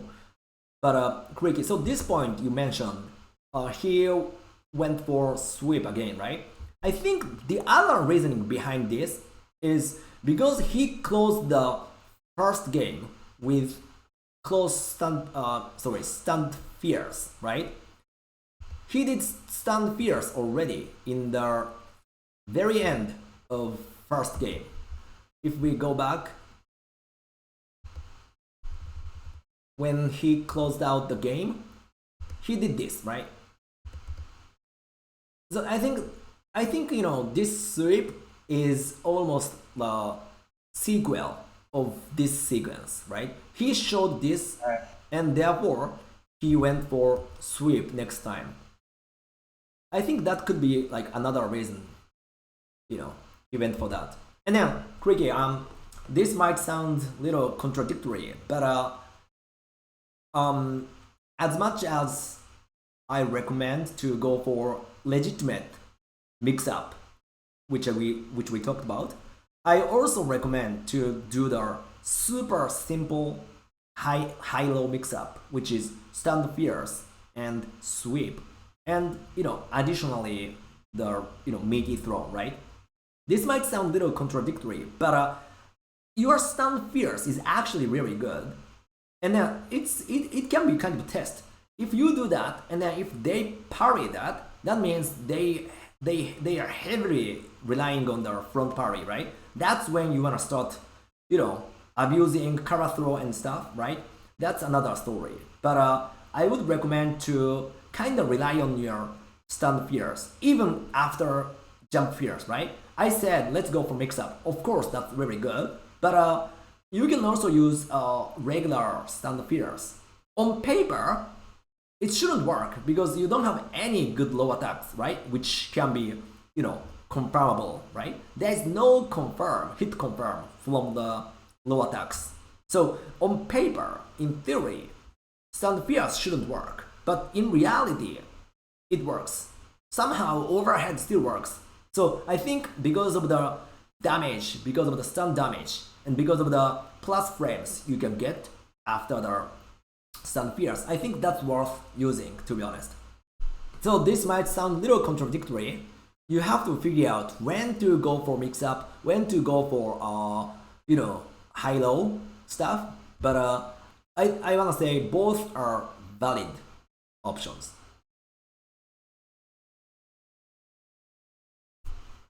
And then, like I said, this thing is super strong, right?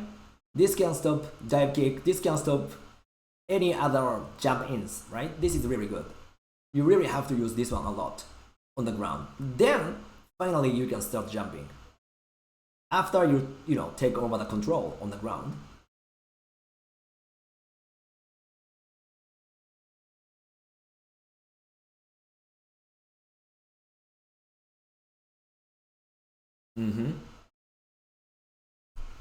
Okay, so let's run one or two more rounds, and then whenever Creaky, if you notice something, just please chime in. Maybe we can talk about it, right? Right. And then I think maybe we can wrap up today's episode. Oh, yeah. I think okay. So he probably charged petition right there. Mm. So that's what that's what Kazuya actually does a lot. You know? He would. So like it's a good. It's not like the best tool. At least that's what me and Shinebox talk about it. But it's a good, decent one regardless, because like for certain characters like Urian, they rely on it a lot because like they go for a headbutt. The headbutt gives them a hard knockdown. So that allows them, if they have mirror, to go for a mirror setup. In this case, like Kazuya, for example, he would actually go for like probably EX chop, for example, and then he will dash up, and then immediately rips off with the EX elbow. Or does a close medium kick to EX elbow. So like that's an interesting technique. You could do that with Stomp as well, but it's not really that useful with Stomp, at least in my opinion. Right, makes sense. Like yeah, it's very cheeky with EX elbow because if they're not ready for it, obviously you're not ready for it. But if you are, then you're gonna get punished for it depending on the player. Like right there, I think he wasn't ready for it. I don't think he was expecting and to be able to charge petition to the EX elbow. Right. And that's pretty good too because he's in the corner, that corner carry, so he got rewarded for doing that EX elbow, even though he went for the power bomb, which reset in neutral. Right. And then he used towards medium punch. I'm assuming he did that to also try to stop him from either jumping or pressing a button after the crouch light kick. Right. Yeah. Yeah, makes sense. And this might be actually one of those, situations where you can kinda, utilize power bomb. Of course, light punch power bomb. Yeah, because it's in the mid screen, and then if you have this charge partition option here, this can actually, bring you to the corner situation. So I think this can be a good option in this particular case. And to me, the point is, he didn't go for powerbomb as a part of the mix-up. I mean, he didn't go for powerbomb after light punch, light kick, that kind of stuff, right? But instead, he was going for powerbomb in in its max range. This is the almost max range of powerbomb, right? And in the mid screen, I think the key point is also in the mid screen, meaning even when this powerbomb is escaped, there is no legitimate punish, right? The only thing is if the opponent is super conscious, right? And then they do the neutral jump, then they can get the maximum punish of jump roundhouse into stun light kick into EX mantis, right? That's the option, but that wouldn't most likely happen, right? Because I mean, it's a very solid hard read, right? Then that's the only option he could take, because if he jump, back jump to escape from the any kind of throws, of course, he can't punish because he's just far away. So the only option, the only risk Tira is taking here is his opponent's neutral jumping and punishing him, but that's almost like unlikely scenario. So that's why he went for that. But if this was in the corner, definitely that's super risky. I even see like the top players like Genki, went for somehow power bomb in the corner, and then of course the opponents elegantly jumped out, max punished, and then of course that's it, right? So in the mid screen, probably there are some use cases like this, with this charge partition in mind, right? And then again, forward medium punch. Whenever I play Alex, I really rely on this punch. This one is really good. Again, this one can beat the ground moves as well as their jump in, right? So this one is a super good move. Okay, Ricky, I think we are almost at the hour, right? It's gonna be 9 p.m. Right, in Eastern, and I think we talked about quite a lot of Alex techniques, strategies. So maybe let's wrap this up for now, right? And while I'm playing the maybe one last round here, if you notice something, maybe we can discuss a little bit more. But yeah, there you go, powerbomb with. That's where you. Yeah, that's a good parry. That was a good parry. He rolled the parry and he parried the continuation of it. Right, and then of course he switched the position. This is again because corner is the only situation you can beat your opponent, right? When I play Ryu, I have a similar mindset. I really have to carry them to the corner, right? Maybe I need to hit Tatsu, Donkey, EX Haro, right? But always my mindset is how to carry my friend to the corner, right? That's the only point. Yeah, so that round was kind of that was a very convincing round by the Yang player right there, especially when he finally got T-Route to the corner. He did it. I think he did a good thing in whiffing the close stand mean kick, but he tech rolled, and of course he got up, and then he went for the stand light kick, unfortunately. Right. So it's like wake up buttons, and then right there, I'm gonna assume that T-Route tried to wake up buttons or wake up throw. I don't know. I don't know how fast throws are in this game. but I'm gonna assume he tried to wake up throw, and then he got beat by the meteor right there, like right there. Right. He should have gone to the full slash, but it's fine because he did yank things right there. I'm just gonna say yank things. Right. They always like to go for the dive kick because they're plus on hit after that. Yep. You know. Right. Yep. Makes sense. Makes sense. This is actually super convincing. This is how Yang is gonna win the match.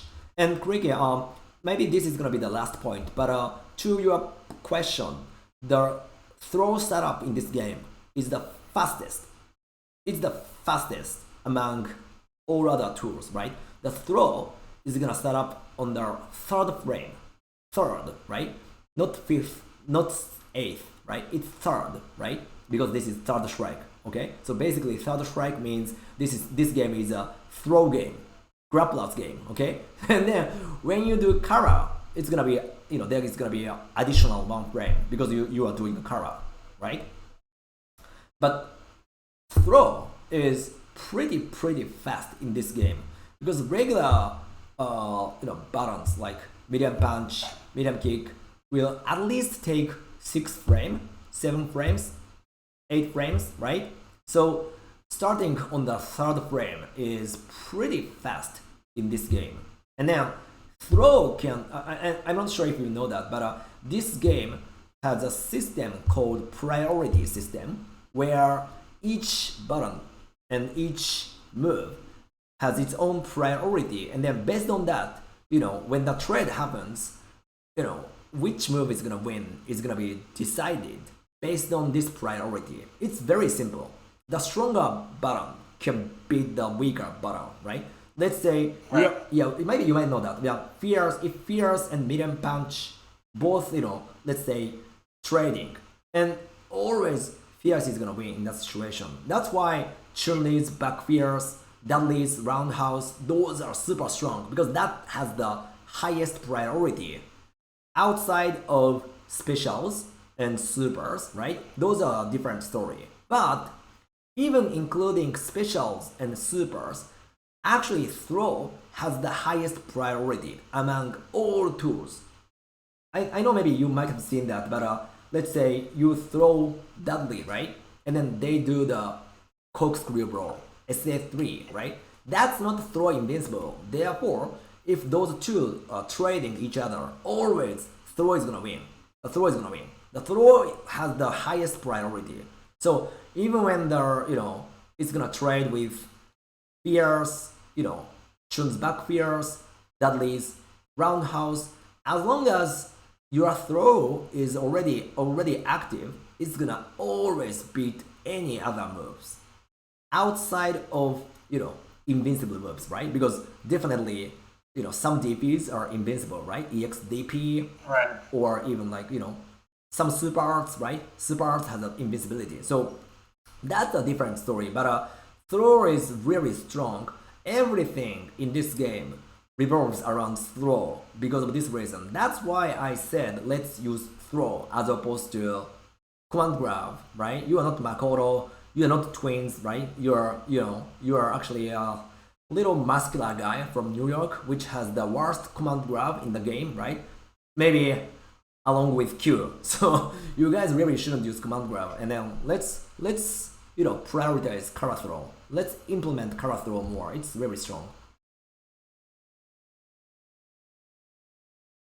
Yeah, but I think this is actually a really good wrap up. You kind of pointed out, how Yang can be a threat. Yeah. Oh yeah, and that back Fierce, I noticed that too. That's another tool I think that's very risky. Mm-hmm. His back Fierce, because you get a lot of reward for the back Fierce because it does good damage, it has good stun, and most importantly, it eats parries. Because Alex doesn't really have, like you said, he doesn't really have good lows to open people up, except for like sweep or the target combos, which Hold That uses a lot. So like usually back Fierce is another option, but the back Fierce, if it whiffs, there's a recovery on it, obviously. And on top of that, it's minus 14 on block, if I remember correctly. So it's also punishable as well. Yeah. Makes So sense. it's a high reward, but it's also a high risk tool as well. Yeah, definitely, definitely. And Like right there, he didn't even like parry, so he's at negative frames right there, and he did standing right because that's his fast normal to punish it, and he got right, rewarded. right. Yeah, so backfires is a very difficult tool to utilize. Definitely it'll work after you showing lots of overhead, right? It's a simple mix up, right? Between overhead and backfires. It's simple. So there is a use case, but it's also risky. So maybe like Hodat, you wanna start with target combo to minimize the risk, right? The reward is also little smaller, but still. That's interesting. He walked back after the crouch light kick. Yeah. He didn't even go for a chop. Right. And he actually jumped after that too because he was scared of the, I guess I'm assuming the power bomb or a throw. Right. By the way, I think we are wrapping up, but over here, Tira It looked like forward, right? look like what? Sorry. Like when he did the jump fierce, he walked forward a bit. Correct. Exactly. Correct. And then he went for the exact mix-up we discussed, right? He went for actually a medium kick, right? You can see the motion here. It's a part of the stand medium kick. So this is a valid option, but this is when you miss the timing, right? If you time it correctly, you can beat their throw. But as I said, throw has the highest priority in this game, right? So if you time it like wrongly, this option will be losing against throw. That's what happened here. So his options were consistent and valid. The timing was, a little bit off this time. So this is just a mistake. This doesn't mean his strategy was wrong. His timing was just, a little bit, off this time. This happened to me a lot when I played View, right? I do the same mix-up after jump fierce, right? I can do the same. I can do mix-up between Kara throw and then fierce into EX fireball. The exact same concept, but whenever I miss the timing like this, I will be back thrown, right? This is very unfortunate. But my point is, this is how you should compose your offense, right? This is how you want to assemble your. Oh my god! This is the moment Tier became the New York player. Jesus. Jesus. Oh my. He woke up super, but his super's ass. His super is just so trash. The best super in his toolkit, and it's just so bad. Because the range on it is not that good. He got the first hit and the rest whiffed. I hate to see that. Jesus. Even the second. He got it. It looked like a sweep, and he got it, and it just. Wow. What? I can't. Okay. Oh Yeah. God. That was definitely just the Young Players round. Definitely was Atsuo's round, unfortunately. Oh, he did Taurus Fierce. I've never even seen that. Yeah. Oh my God. I think maybe this is the best ending of today's episode. Maybe we couldn't have been better. I think so. Maybe this is a signal of we need to finish. I think. Okay. That's the best way to end it, man. Alice whiffing the super. Yeah. Even the second hit didn't hit. What the? Jesus. I mean. He did. He had to do a sweep. The animation was not a crouch communication. That looked like a sweep. Yeah. It looked. Oh, this character ducked the whole thing. Yeah. Again, even the second hit didn't hit, right? So this was a one hit combo over here. Okay. So I think yeah. I don't want to see this anymore. So let's wrap up today's episode. But yeah, so I think we actually covered lots of aspects of Alex game plan, and then something we were missing today was the defensive ideas, right? Defensive techniques. Tira did actually really good thing. One thing I didn't mention that on purpose, but let's keep talking, and then we can talk about the how to make a defense more solid. So that I think maybe kind of theme for next episode or next conversation between you and me, right? So yeah, I think maybe that's it for now. So with that, maybe I should pick up some questions from the comments and stuff, but unfortunately, we are running out of the time today. So let me wrap up the episode today. So Creaky, thanks for joining. Let me know if you have any other questions, right? Of course, I'm gonna keep playing this season, right? I almost feel like we are going with the season of Jazzy finale, right? I mean Jazzy, as long as we are in the States. Probably some Japanese players, some European players might be able to join, right? I don't know what Mutant is thinking, but I mean the Jazzy is actually ramping up, it's getting hype up, right? So definitely we are living with Jazzy season, at least to me, right? So I'm gonna keep playing probably, right? Unless something happens personally, right? And I'll be here. So let me know, Creaky, if you have any other questions. And yeah, also I think let me actually go back to the main screen, right? It's getting dark here, but thanks for joining, guys. And if you wanna take your own match in the episode, please hit me up. I have a Twitter account. I have this channel, right? So like how to reach out to me, right? So let me know if you have any videos you want to go over, right? I have a submission form for you guys if you are you have some interest in this show. So just let me know if you have anything else. And Creaky, thanks again for joining, and maybe see you at next level, BBZ, or even free play Texas, wherever. See you guys next time. Creaky, anything else you wanna mention at last? Any last comments? If the Des was supporting this game, I would just put a same buff Alex. That's what I would say.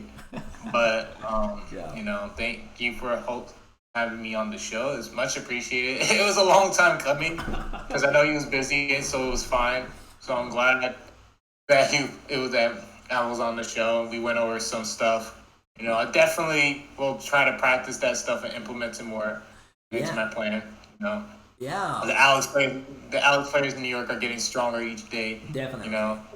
Shinebox and I are holding it down while Hodat is being the world warrior and traveling across the seas because I haven't seen that man in ages. So he's playing Super Turbo to Street Fighter Super Turbo. He's traveling across to China or Russia, and we're playing Third Strike over here. So hopefully he comes back. Oh my god, I didn't know about that. That's really really cool though. Oh, World Warrior. Wow. That's why I call him, because he always be traveling to different countries. It's cool, but I'm just like, damn, you always be traveling either it's just for like a vacation or as business. You always be traveling, so it's always Shinebox and I that's holding it down. God is showing up a little bit more too, so that's nice and neat. Yeah. When he has the time, at least with like Envy and stuff. Yeah. Okay. Get on Saturday, so it's nice. For there's like a lot of Alex players, and hopefully this helps a lot to other Alex players as well, because this is the one weird character where for some odd reason everyone is gravitating towards this character. There was a lot of Alex players at Jazzy Circuit finale. There's a lot of Alex players during the Jazzy Circuit too. And then there'd be surprisingly even on Fightcade, I'll be fighting different Alex players too. So it's this character's getting more popular, and it's kind of weird because he's bad, but people are actually gravitating to this character more and playing him more. Right. Yeah. Yeah. Well said. Yeah. And therefore, I think what I want to do for the following episode is I want to share my thought process and then kind of legitimate path towards the victory, right? And that's what I wanna do. I'm not sure if this actually helps, so just let me know.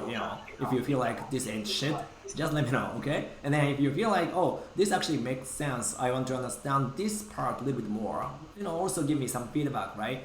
At least I will give this a shot, maybe one more time, two more times, let's see. But thanks for joining, and just let me know if you have any questions. And Creaky, thanks again for joining, and let's grind together. I can play Alex too, right? But you gotta save this this city with your Alex. So you gotta, yeah, right? Too many kids. Yeah. Too many kids on the streets today. Right. Exactly. Too many kids in delis. It's like the deli army is showing up too. So now I gotta be prepared. Yeah, for sure. Yeah, we can talk about like specific matchups, after the show, right? Going forward, right? So let me know if you have any questions, Creaky. Okay, I'll be here anytime.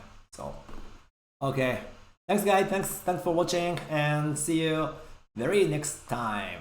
Thank you.